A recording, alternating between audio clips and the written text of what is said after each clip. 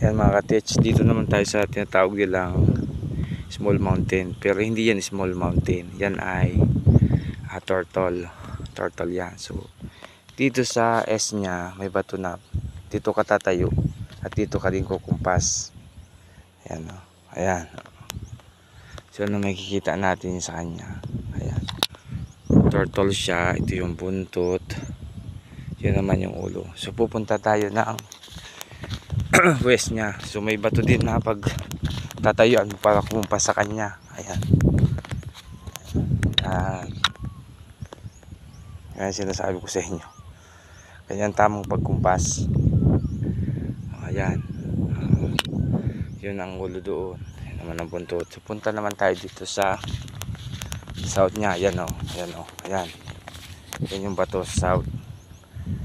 Apat yan. Isa, dalawa, tatlo. Yun, apat. Doon. Yan ang lagi ko sa inyo sinasabi. Ayan o. Ayan. Ayan. Ayan.